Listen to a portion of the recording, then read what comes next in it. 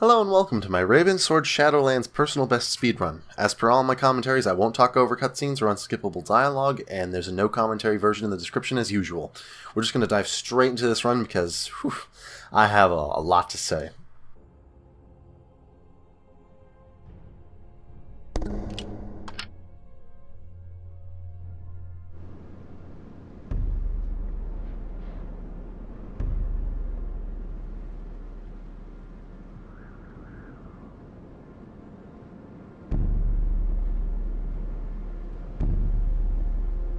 For centuries, the Great War raged across the Northlands.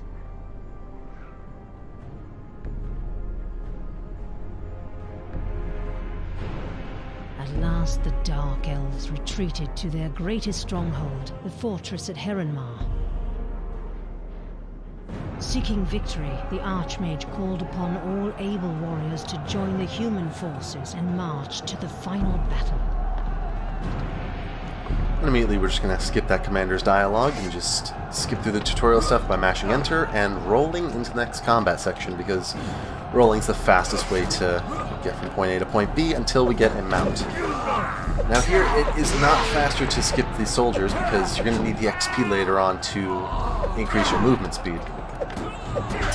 So it's more just about not getting a stun animation, just killing these guys as fast as possible. Slay the beast, it says. Nope, that's not the fastest way of doing it. You can just roll past the beast and initiate the cutscene to get through the prologue. Because of course we've already gained 2 levels, so it doesn't matter.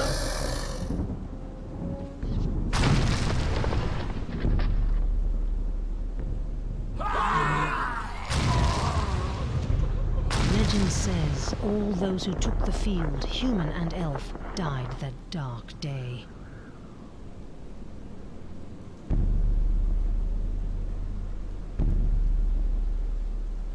All save one.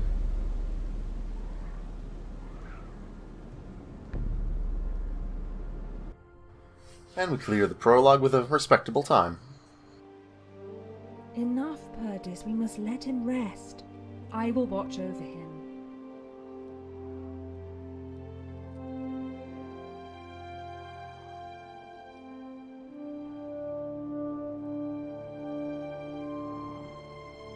And we wake up in a bed with a mysterious lady looking at us that has tattoos on her tits.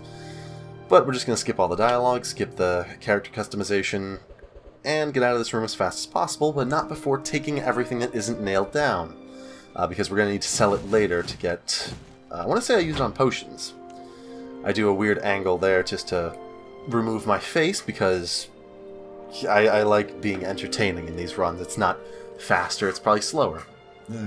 Skipping all the dialogue, we just need our gear that Perdis here is going to give us.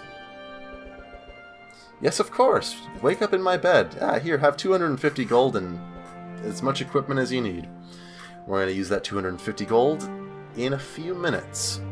It's not enough gold to get what we need, though, so we're going to have to do a few risky strats, but not before taking everything that isn't nailed down again.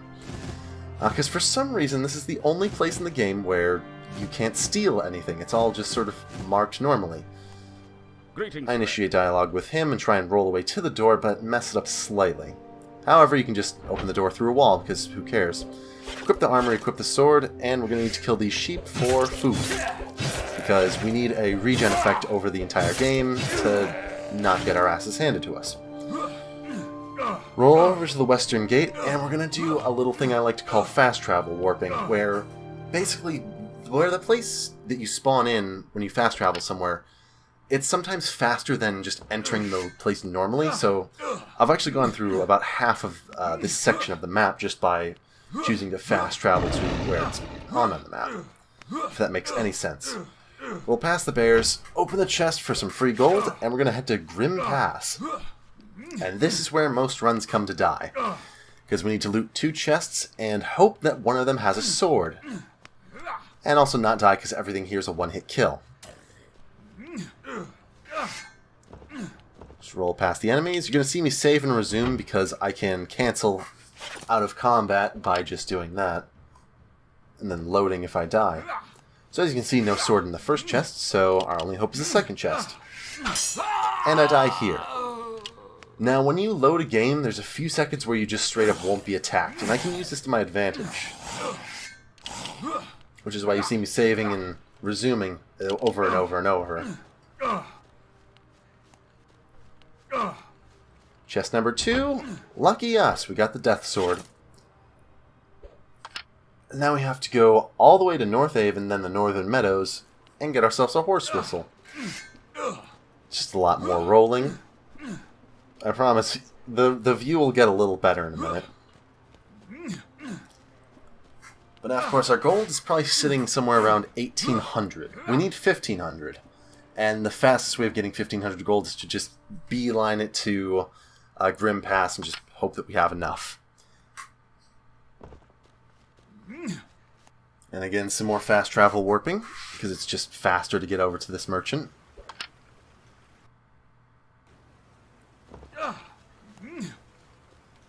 And from this merchant, we are going to buy the horse whistle. However, I click it and it just exits the menu because great UI, I guess. But there we go, horse whistle, and we're ahead 10 seconds. Equip the sword, use the horse whistle, and get ready to kill...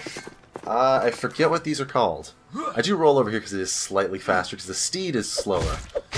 Until you get the level ups for it. We're going to kill the dino cows for XP and take their meat for food so that we won't need to kill anything else for food in this run. And then up our mount speed, which is why we got the levels earlier, so that this ends up being faster than rolling at movement speed 0.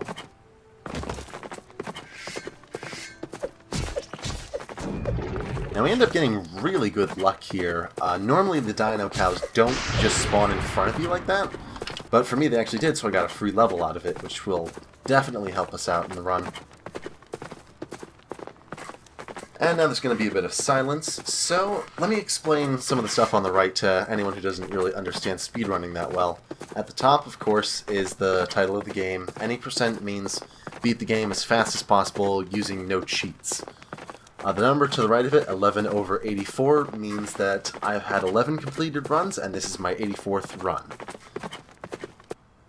And of course, you know, the times should all be a little self-explanatory, except the big time is times without loads, which is, I had to write my own script for that. And for the record, if anyone needs me to help them make a load remover for a game they run, just contact me on Discord and I can probably help you out. And of course the time below that is real time. I really only have that just for sort of leaderboard clarity, I guess. And below that I used no board to show my keyboard inputs. I couldn't get it to show the mouse correctly, so you're not going to be able to see that.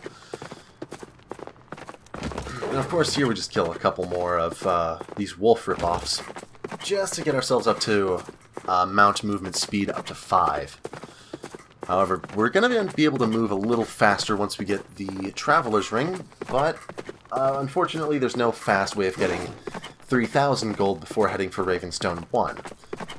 And up here we're going to do a bit of sequence breaking, because normally you're not supposed to be able to go for this, but all of the ice walls that block you can just be jumped over or just maneuvered around, as you'll see in a minute. So I should explain why I'm actually running this game. And it's because I was contacted by a fan, believe it or not. And I know said fan is listening right now, so you know, thank you for suggesting this game. It was really fun to route. And I also noticed that the person who ran this game before didn't really do a good job of it. Their video isn't even functioning on the speedrun.com leaderboard. There's no defined rules, nothing like that. So I just figured I'd walk in, clean it up, make it look nice, and here we are, with a run that took me about a week and a half to perfect. And of course, it's not faster to like try and get extra levels off these bears because we're already at maximum movement speed, so there's no point. And also, they can really mess you up. So now we're just going to sort of climb this wall with the horse, Skyrim style, and jump over the ice barrier. Not the first ice barrier we're going to sort of avoid. Now we get to killing ice giants. I steal their gold because we need the money for the Traveler's Ring, because you don't have enough in the beginning. Which is why you'll see me sometimes stop to, you know, loot them to make sure I have enough gold. And these guys are really easy to avoid hits from. I do end up taking a few hits, I think, but it's basically, as long as you keep running for their back, they'll just keep trying to turn around and circle you so that they can hit you. This makes them really easy to cheese. And now we're coming up to a trick called Mount Storage. Basically, if you pause while the game is fading into the loading screen, and then unpause once it's done loading, you get to keep your mount in places where it normally wouldn't let you. If you didn't do this trick, basically you would just be forced off your mount when entering a dungeon or a city area.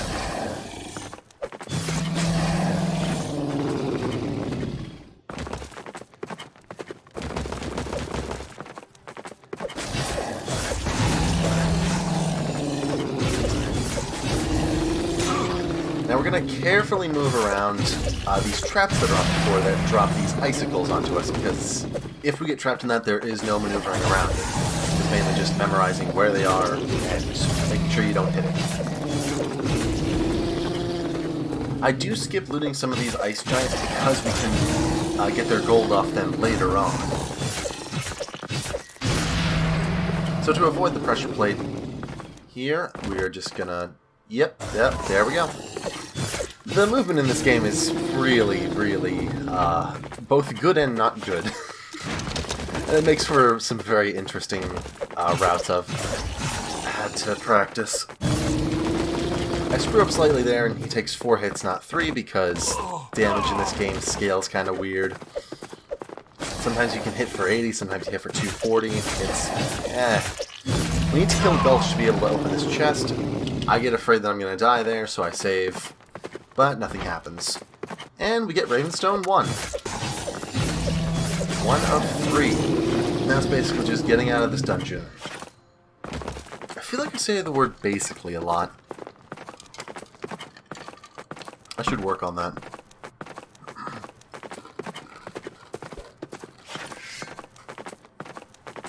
God, my throat is just raw. I shouldn't have done this without water at first. Yeah, and as you can see, we can trigger the pressure plate now because it just doesn't matter. So we don't have to come back here ever.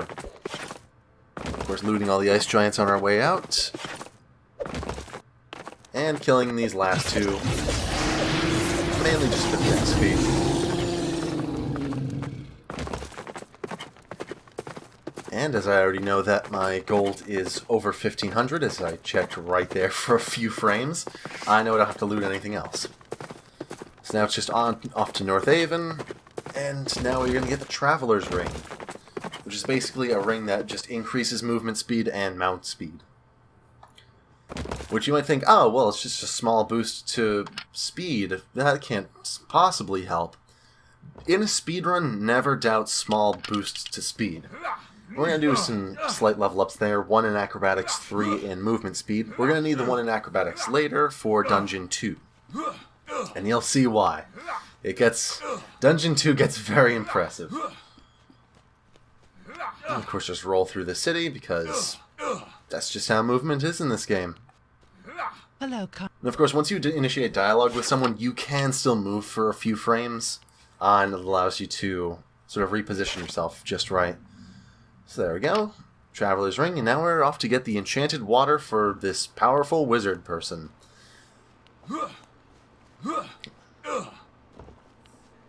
Some more water, goddamn.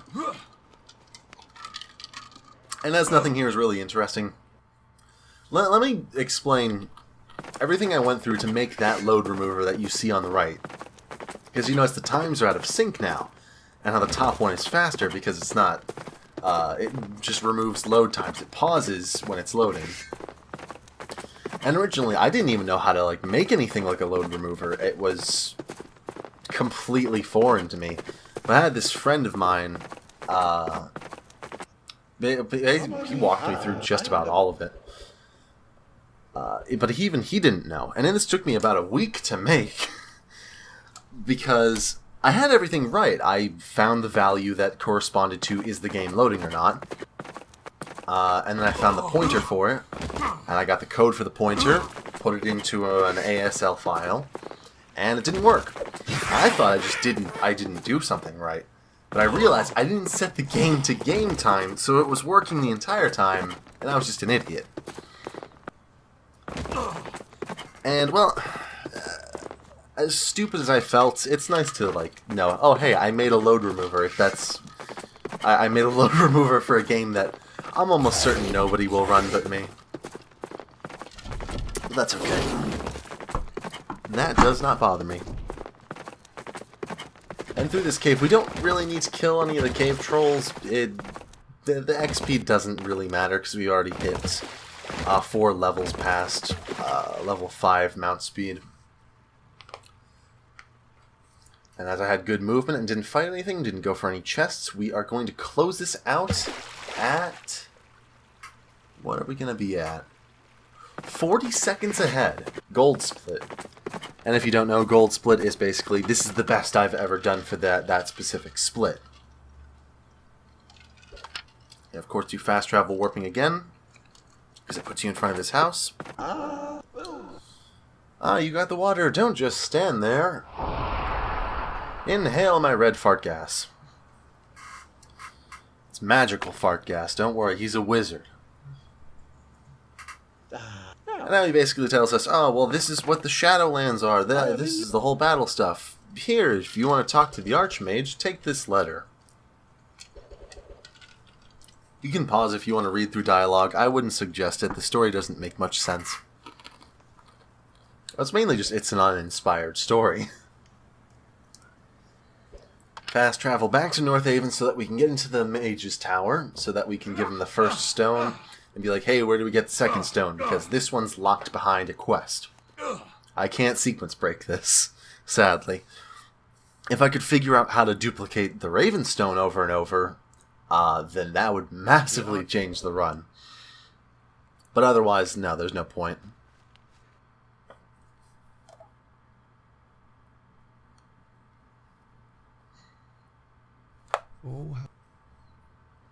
Get some nice flyby shots.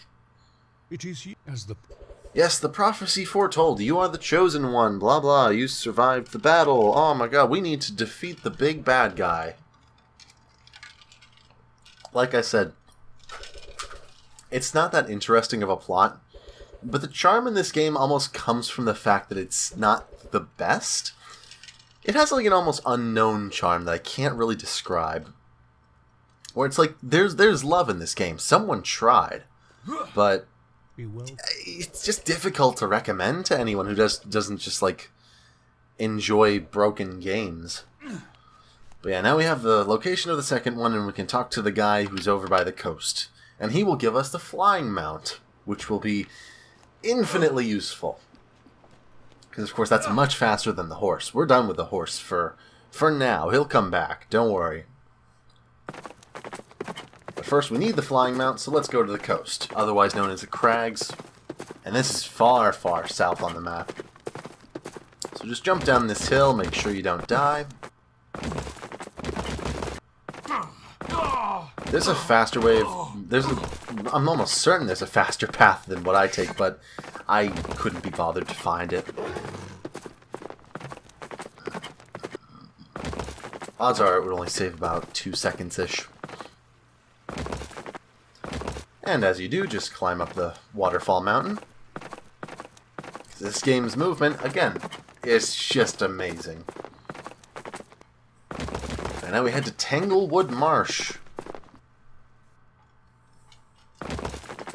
Tanglewood Marsh, otherwise known as the land of goblins and dinosaurs. As you can see, a raptor just spawns right in front of me. It's a very well-made game. Oh, God. I had a lot of fun routing this game, though, because I couldn't find the original world record video for it, because on the Speedrun.com leaderboards, the video link is just broken. It doesn't show up. So a lot of the beginning of this game was just figuring out the route myself. And this used to be like an hour, 30-minute game. But I ended up narrowing it down all the way to however long I did this. I want to say it was like 37, 36. I don't remember. Either way, I talked to this guy, I'd be like, I need to get into the temple. I need to get into the second temple. And he's like, no, that's cursed. You're an idiot. And I'm like, no, I know the Archmage, though. He's like, okay, well, collect some eggs to prove yourself to me. So I'm like, okay. So we fly up there, get 1 egg, and fast travel to reset all items. And this gives us a second egg, and we repeat this 5 times. Or repeat it 4 times, because we only need 5 eggs.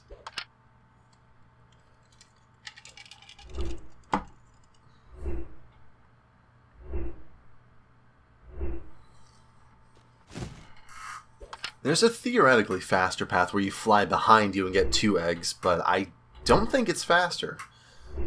At least from when I timed it. My timings might be incorrect. I don't know. I know a horse is faster than on foot, even if you roll. But I can't say how confident I am in that. It felt faster. It felt more consistent. But after you get the 5th egg, just fly down here, talk to this guy, and he's like, oh, you got the eggs. Have this wind rune. Which we're going to use, like, all of 1 time. Another gold split. And we're going to South Avon because I go for a safer strat where I buy potions. And this will also clear out my inventory a little better so I don't have to scroll around to find things. Talk to this Miyagi-looking motherfucker and just buy some strong potions. Actually, not strong potions, these are medium potions. There we go, we've hit 500, meaning we can buy those potions. Equip the Rune of Winds, otherwise known as a Wind Rune. I don't know why they call it the Rune of Winds. Alright, it's because we're playing an epic RPG tale where everything needs to be the something of something. Sorry if I sound overly cynical of this game, I do enjoy it. It was amazing to run, to route, and to, you know, be frustrated at. It's a good game, I'm just naturally very cynical. I don't try to be, though. But yes, now we're coming to a massive run killer, also known as the Ravenstone 2-split or the Second Temple. Use mount storage again to bring a horse into here, and not the flying mount. The reason I do this is because it's easier to grab the first temple key with the horse than the flying mount. Because if you do the flying mount, odds are it'll just hit something and you'll end up on the ground. And that won't save any time. So jump up here, grab the temple key, and then run back to the door. Or gallop, because we still have the horse. Sadly, though, we're going to end up triggering another... It's just like a pseudo-loading screen there that updates the game and says, hey, you shouldn't be on a horse, so it kicks us off that. Let's roll past some skeletons and do some very, very impressive platforming here. And this is why I have acrobatics in 1 and movement speed in 3. Jump off that pillar, and yep, you're supposed to move something with a wind rune, but who cares? Just roll past them, to here, behind the statue so they can't hit you that easily. And get rid of these skeletons. The skeletons kind of have problems with geometry. They're not very well programmed, as you'll see in the boss in this place, actually, when I kill about 15 of them at once. But yeah, that one little raised bit of stone there was a pressure plate that opens that gate. It's really not obvious. Basically, for this, we equip the Rune of Strength because it does more damage. And I wait for 3 skeletons to spawn, and then I try and kill them sort of like grouped up. Because basically you have to defeat 3 waves of skeletons. That's the first wave down, and 2 more waves will spawn of 3 skeletons. I've found that if you just try and kill them all at once, it just makes them spawn a little more consistently and prevents the game from bugging out and thinking, oh hey, you need to defeat another wave. Because I've had that problem before, it's stupid.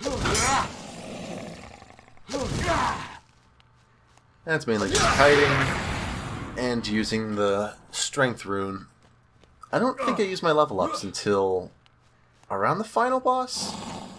I know I actually screwed up and didn't give myself any strength points until the final boss, like the final boss. So that was a mistake on my part. The last split you're gonna see is just the worst thing ever. And we wait for the temple key to come out of the wall. There we go. Now we have to roll back into the main part of the temple. And we're going to end up leaving it so that we can go back and get a horse to do the boss fight in here with.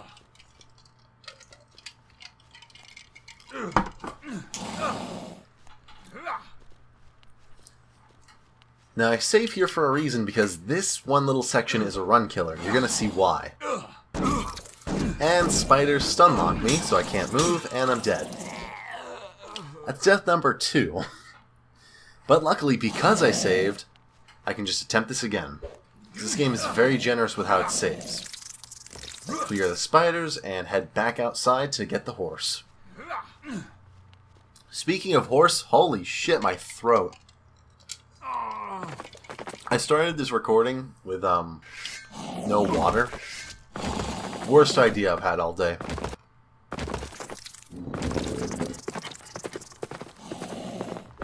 Open this chest because we can. It's free gold and a free strong regeneration potion.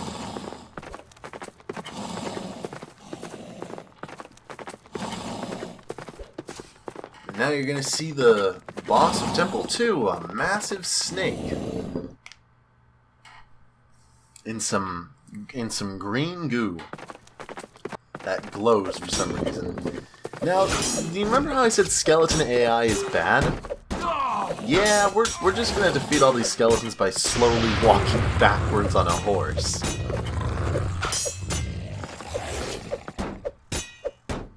They're not very bright. And now for the giant serpent, giant snake, whatever you want to call it. The fastest way I found is to just use the Rune of Strength every time he pops up. There's a faster way of doing this if, when you go to grab the potions in South Haven, you also grab some spider venom from the general goods store, but I don't know if it really saves time. Again, you lose time in buying it, but you gain time in being able to kill him a little faster. I think it would lose time, but it's just theoretical. In theoretics, I suppose, it might be faster. But awesome, we're a minute 17 ahead. And that was basically my goal. I wanted sub 20... I keep forgetting what time I got on this. 20... No, I wanted sub 38, and I got a 37:38, which is amazing. I could get a sub 37, but the run is so RNG based at the beginning that I just don't enjoy running this game anymore. So this is my final record. I'm probably not coming back to this unless a really major trick is found.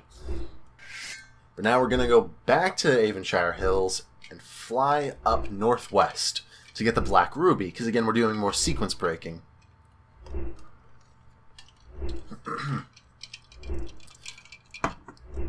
Basically, you're going to need the Black Ruby to summon the portal to go to the Shadowlands with the Ravensword. You see what they did with the title? And you can get the Black Ruby whenever. It's just fastest to get it, you know, once you have a flying mount. In my run, it's just easiest to get it after Ravenstone too.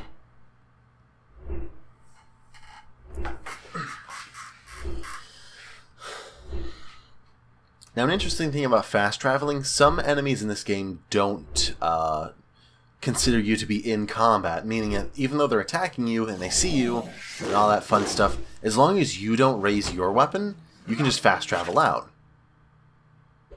So even though that massive werewolf and some zombies and all that are aggroed to me, it doesn't matter. I can just leave. We increase acrobatics, we increase quickness. So now our movement speed is completely maxed out. It's not going to be faster than this. Be well. I should have done that in the cave, but it's a little late for that. So now it's just, oh hey, this guy, he has a daughter who was our, like, childhood crush. And he's like, oh man, I miss my daughter. Go find her for me, please. And lucky for us, her daughter's the only way of beating this game. because she opens up a cave that leads to the third stone. We travel to Grim Pass, exit, and re-enter with a flying mount to use mount storage to be able to fly in here, so that I can just sort of clip through the world. Beautiful trick, this one. And that just skips all the combat. More boring flying. I don't blame you if you skip ahead a bit.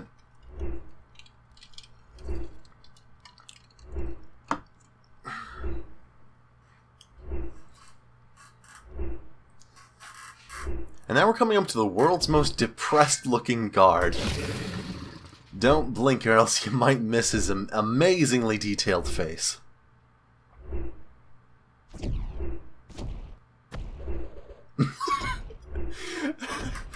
He's the real MVP of the run. And now we talk to the long lost childhood crush, and like, where were you? And she goes, oh, elves captured me and I escaped, and I know where their hideout is. I'm like, I need this stone. So she shows us where to go. And now we're going to grab the best set of armor in the game. Of course, use mount storage to be able to fly in here. And the tricky part about this is you can only use mount storage to do one of two things that save time. You can either go straight to the boss fight in here and clear that out, or you can do what I do, go for this chest and get the best set of armor possible. Now I am very heavily armored and quite difficult to kill. And check if there's any assholes on this ladder, because I have lost so much time to this ladder in the past where there's just enemies hanging out at the top of it, and once you climb to the top they hit you and you fall to the bottom, and it sucks. Just roll past all these guys. I end up taking so much damage that I use a potion, actually. Get stuck there because, you know, great movement, great level design.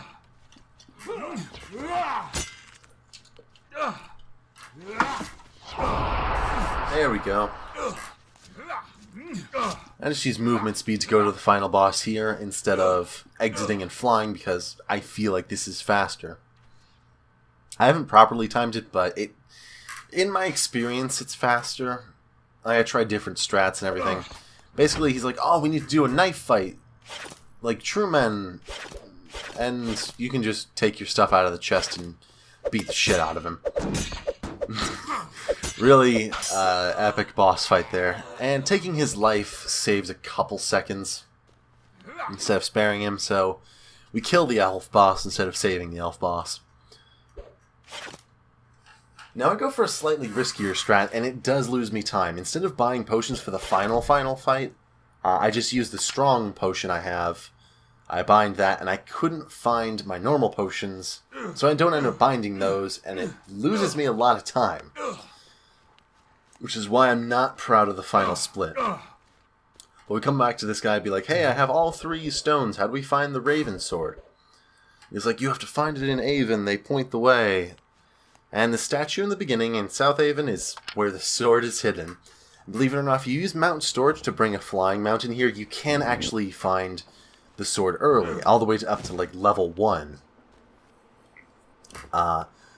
And it basically you just have to fly in the sky for like 5 solid minutes, but it doesn't sequence break anything to do with quests.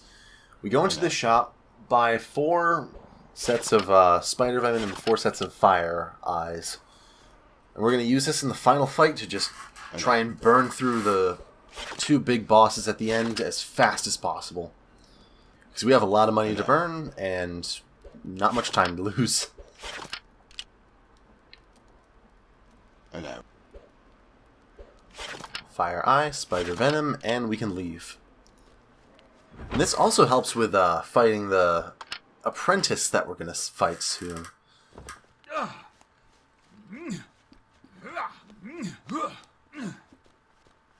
Before entering, equip the Rune of Ice, because we're going to need that. Equip the Ravensword, 2 fire eyes, 2 spider venom, and talk to this guy and be like, hey, I have the sword, I also have the gem, let's do this.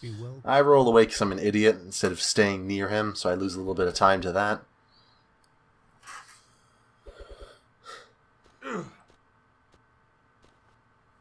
Be well. Oh yeah, I totally found the fire eye while I was standing there. Oh, I love the lightning gifts that just float out of his character model. It's so good. And now there's this whole... the Shadowlands await you. May the gods... Oh no! The apprentice killed him! Freeze him! And he's dead. Epic fight.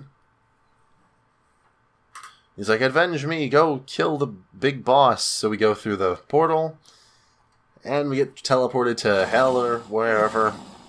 The Shadowlands, that's right. With our Ravensword. I forget that I can't crank up acrobatics, and I remember there... Oh right, strength. I'm gonna need that. A bit late, but... Now basically you have to use the Rune of Ice on these fire gifts, and for some reason their hitbox is really weird, so I missed the first one. If I would have missed the second one, that would be run over, because then the ghouls would just overrun me and I would just be stun locked. Now you're supposed to go grab a ring of jumping for this, but Acrobatics 3 of 5 is generally good enough to traverse your way through this, because, again, good movement, as long as you're not on a 90-degree angle wall, you can just spam jump and gain height. Climb up these not very obvious vines, and we are at boss 1 of 2, the big guy from the intro. Remember him? This time he's evil. We're able to dispatch him rather quickly. Sadly, we do get knocked down there, that loses time. But because of the enchantments, we're able to clear him off pretty quickly. And this part I hate. I hate that I screwed this up right at the end. On such a good run, I screwed it up. Because I tried a riskier, faster strat that I hadn't properly tested before, and I lost time to it. I'll admit that. Basically, watch my health. Yeah, strong restoration potions. So now I don't have any other potions bound, and I couldn't find the very obvious normal potions of healing in my inventory, and I just lose a lot of time to this.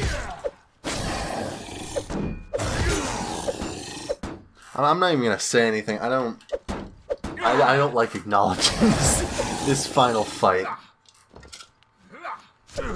It's just bad.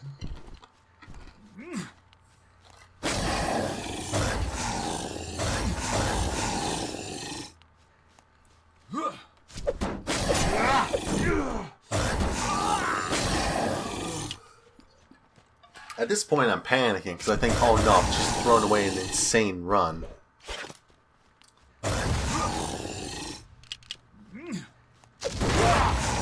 And then I start to think, oh right, I can use this rune and it probably does more damage.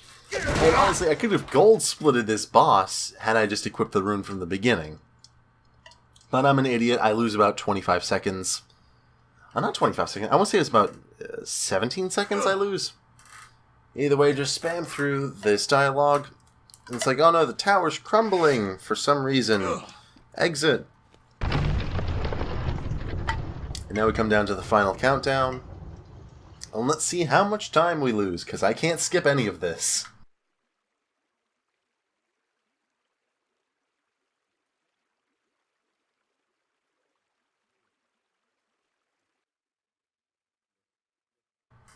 And now we're at the council of the people who are important. You are a champion, you win the game 37, 38, 46 without loads. 38, 34, 02 with loads.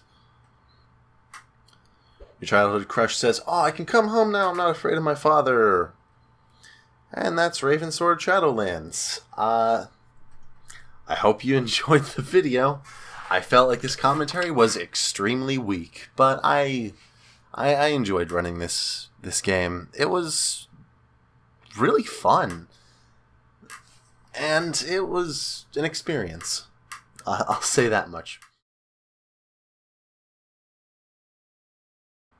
This makes them really easy to cheese. And now we're... Holy shit. I just had a horrible voice crack. Oh my god.